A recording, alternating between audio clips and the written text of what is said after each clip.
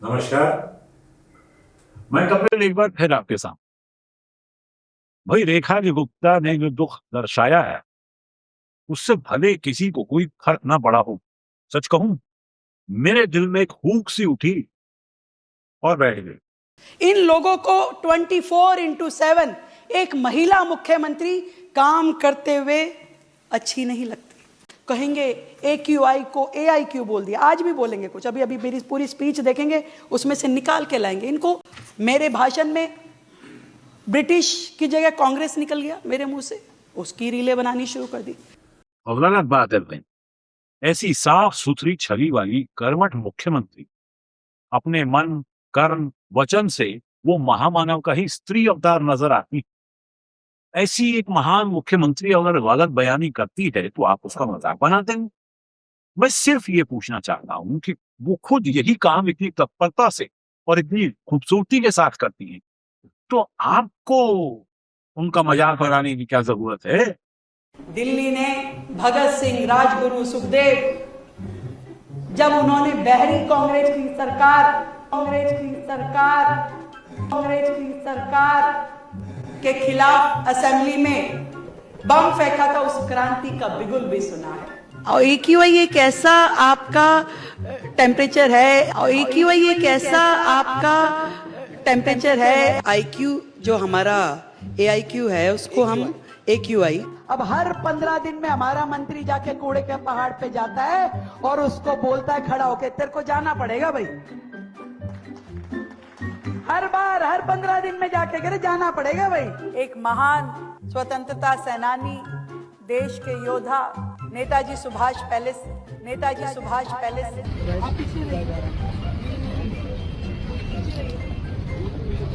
कि इसमें कोडिंग हो सकती है, कमांड हो सकता है, और संस्कृत एक वैज्ञानिक भाषा है। कल से स्कूलों की भी हम छुट्टी रखेंगे, हाइब्रिड मोड पे रहेगा। मुझे नहीं पता, ये जहाँ फाइल पे कहता है आप उठा लगा दो, मैं वहीं लगा दूं। अब ये जाने और तुम जानो। इसीलिए जीत रही है ABVP हो या BJP हो, सब EVM हैक कर रहे हैं। चुनाव आयोग आपके साथ है हर जगह, इसलिए आप जीत हासिल कर। अब जब तक 70 साल से वो कर रहे थे EVM हैक तो कुछ नहीं हो रहा था, हमने कर लिया तो बुरा लग गया। ये सही है मामला। हुआ कुछ यूं है कि मंत्री हो या मुख्यमंत्री, बल्कि हम तो कहें कि चाहे परिधान मंत्री ही क्यों ना हो, जो मन आवे सो कह जाने वाली परंपरा जिसके बीच 2014 के चुनाव अभियान में बढ़े थे, वो बीज अब बढ़कर पूरे पेड़ बन गए हैं। सो परंपरा के इस विश्व वृक्ष ने जिसके मन में जो आता है वो कह जाता है। जो चोर लुटेरों के पैसे विदेशी बैंकों में जमा है ना, इतने भी हम रुपये ले आए ना, तो भी हिंदुस्तान के एक एक गरीब आदमी को मुफ्त में 15-20 लाख रुपए यूं ही मिल जाए। ये जो आपने देखा उसे यूं ही भाषा में जमा देने वाले, पुराने जुमले का नाम देने वाले जुमला कवि भाषण के मामले में बहुत ध्यान रखते हैं। 15 लाख रुपए अकाउंट में क्यों नहीं आ रहे? देखिए, ये जुमला है, किसी के अकाउंट में 15 लाख रुपया कभी नहीं जाता, वो उनको भी मालूम है और आपको भी मालूम है, देश की जनता को भी मालूम। किसी को कैश कभी नहीं दिया जाता, वो सबको मालूम है। ये भाषण देने का एक तरीका है, एक जुमला है। ये उप महामानव जब भी कोई मुश्किल सवाल सामने आता है, मान लीजिए प्रेस कॉन्फ्रेंस में बैठे हैं या किसी से बात कर रहे हैं, तो उस सवाल को ऐसी टाल जाती है या फिर सवाल करने वाले कोई धमकाने लग जाते हैं। 75 साल के बाद कोई भी लीडर या फिर मंत्री हो, उसको मार्गदर्शक के भूमिका में जाना पड़ता है। तो आपको क्या लगता है अभी हाईएस्ट लेवल पे जो भी है पार्टी या फिर एडमिनिस्ट्रेशन में, वो 75 साल हो गया, उसको अपने आप वानप्रस्थ में जाना चाहिए? चलिए मैं बुलाकर आपको बताऊंगा। तुम बंगाल की चिंता करो भैया, मेरी पार्टी की क्यों चिंता कर रहे हो? हेमंत शर्मा जी करप्ट थे या नहीं थे? चलो भैया, अमित भाई जवाब दीजिए। जी मैं जवाब देना नहीं चाहता इसका, इस तरह से क्वेश्चन नहीं करते भैया। लेकिन हम बात तो कर रहे थे महामानवी रेखा जी गुप्ता की, जो इस बात से आहत है कि जब भी वे कोई गलत बयानी करती हैं तो विपक्ष वाले उसके रील के बनाते हैं साहब। भाई इस बात से कौन सहमत नहीं होगा? जाहिर है विपक्ष वाले महामानवी की गलत बयानी के नींव बनाते हैं। लेकिन मोहतरमा, हर दिल अजीज मैडम मुख्यमंत्री जी, यही तो विपक्ष का काम है। क्या आप ये कहना चाहती हैं कि जो आप कहती हैं पब्लिक में, वो आप असल में कहना नहीं चाहती, स्लिप ऑफ टंग हो जाता है। जैसे ये जहां कहता है, आपके यहाँ जो नया स्टेडियम का 9 ब्लॉक का स्टेडियम है, अब मुझे नहीं पता, ये जहाँ फाइल पे कहता है अंगूठा लगा दो, मैं वहीं लगा दूं। अब ये जाने और तुम जानो, मेरी ओर से कोई मनाही नहीं है। क्या आप ये कहना चाहती हैं कि आप वहां अंगूठा नहीं लगाते जहां ये कहता है, या आप अंगूठा ही नहीं लगाती, या शायद आप ये कहना चाहती हैं कि आप ये कहती हैं पब्लिक में, करती बिल्कुल उसका उल्टा है। यानी जहां ये कहता है वहां अंगूठा नहीं लगाती, बल्कि उसके बिल्कुल उलट अंगूठा लगाती है। जैसा आपने कहा था, अब हर 15 दिन में हमारा मंत्री जाके कूड़े के पहाड़ पे जाता है और उसको बोलता है खड़ा होके, तेरे को जाना पड़ेगा भाई, तेरे को जाना पड़ेगा भाई। क्या अब आप ये कहना चाहती हैं कि आपका मंत्री कूड़े के पास जाता ही नहीं है, या मान लीजिए जाता है तो ये नहीं कहता कि तुझे जाना पड़ेगा भाई, या फिर मान लीजिए आपका मंत्री कूड़े के पास जाकर कहता हो कि भैया जितने दिन रहना है रह ले, हम तो तेरे साथ कुछ करने वाले हैं, यानी दिल्ली में कूड़ा पड़ा रहे। देखिए, आपकी छवि को कोई नुकसान न पहुंचे, यही सोचकर हम सिर्फ कयास लगा रहे हैं कि ये जो आपने ये सब गलत बयानी की है, स्लिप ऑफ टंग किया है, इसके बदले आप कुछ और कहना चाहती थी। क्योंकि बाबा रहीम कह रहे हैं, रहीमन जिब्हा बावरी कह गई सुरंग पताल, और आप हूं तो भीतर गई जूती खात कपाल।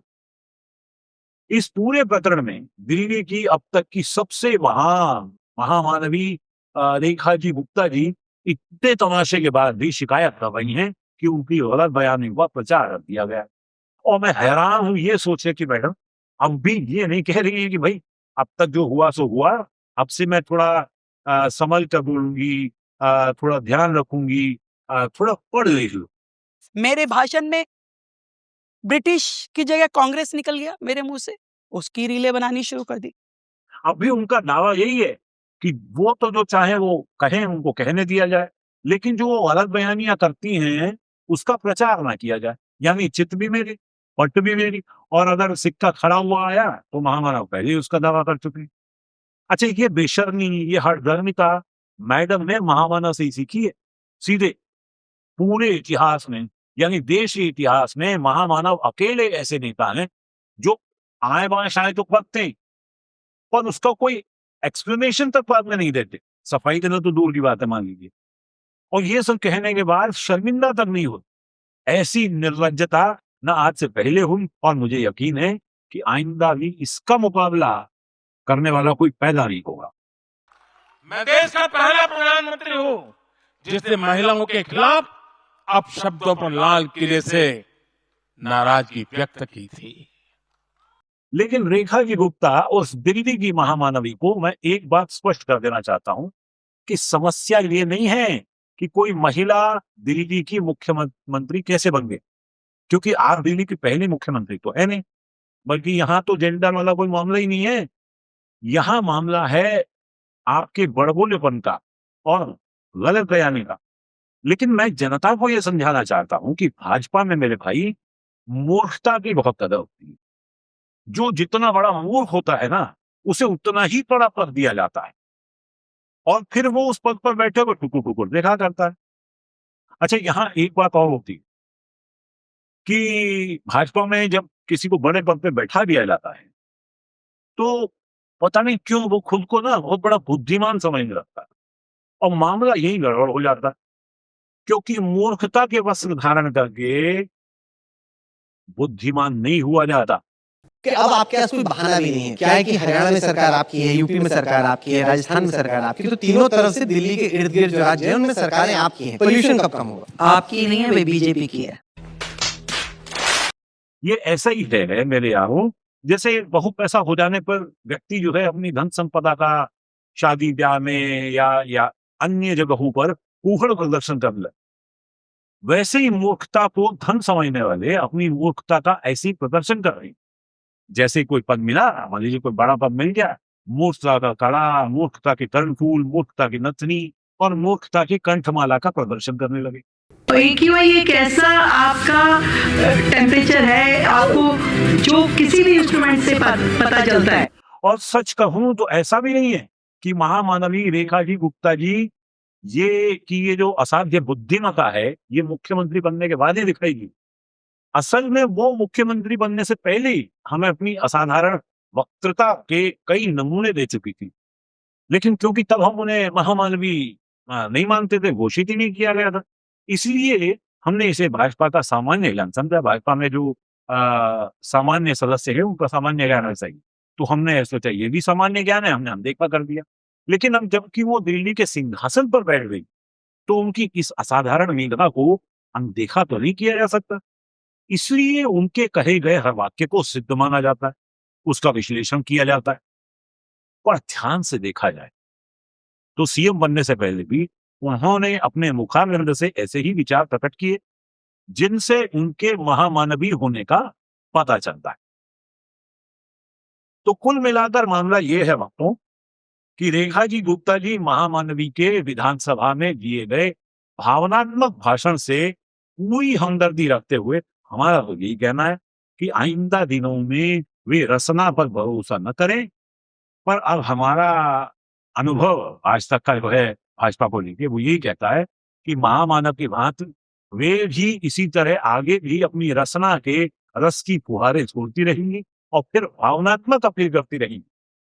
हम सिर्फ यही चाहते हैं कि अभी उन्हें महामानव से कंठ अवरुद्ध करना यानी साधारण हिंदी में भरे गले से बोलना सीखना होगा, पानी का गिलास इस्तेमाल करना और गमछे से आंसू पोंछने की कला भी सीखनी चाहिए, ताकि उन्हें पूर्ण महामानवी का दर्जा मिल सके और वे और ज्यादा प्रभावपूर्ण भाषण दे सके। एक चेहरे पर कई चेहरे लगा लेते हैं लोग। मित्रों, मैं बचपन में रेल के डिब्बे में चाय बेचता था। जीवन का एक महत्वपूर्ण कालखंड मैंने आदिवासियों के बीच में बिताया है। मैं 35 साल तक भिक्षा मांग करके खाया हूँ। मुझे गर्व है कि मैं भी कभी आप ही की तरह एनसीसी का सक्रिय कैडेट रहा।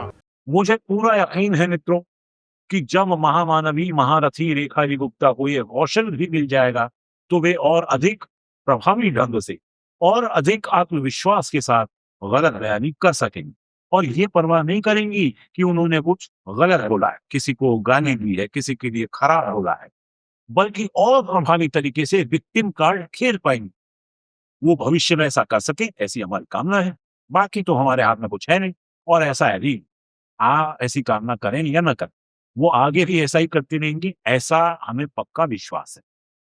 पर आप वो सब छोड़िए, आप ये सोचिए कि चचा गालिब ने इस पर भी एक शेर लिख मारा। हालांकि अमूमन गालिब शेर कहते थे, लेकिन ये मौका ऐसा था कि उन्होंने इसे लिख मारा और अब हमारी जिम्मेदारी है कि हम आपको चचा का वो शेर सुनाएं। तो शेर मेरे मित्रों भक्तों कुछ इस तरह से है कि ज़बान महामानवी गालिब, ज़बान महामानवी गालिब कहीं भी मुड़ जाती है, जरा ठहरती है तो जहालत दिखाती है और जहानत की तो कोई उम्मीद नहीं मुझको, जहानत की तो कोई उम्मीद नहीं मुझको, लेकिन ये सामान्य ज्ञान में नहीं दिखाती है। गालिब दरअसल बहुत बड़े विद्वान थे, हिंदी और उर्दू दोनों पर समान अधिकार था उनका, इसलिए सामान्य ज्ञान जैसे शब्दों को अपनी शायरी में जगह देते थे सुना। खैर, आप तो बेशक उम्मीद हो कि आइंदा महामानवी रेखा जी गुप्ता जी अपनी जबान को जरा दिमाग से चलाएंगे। हम ऐसी कोई असंभव उम्मीद नहीं रखते। अपनी आप जानो। नमस्कार।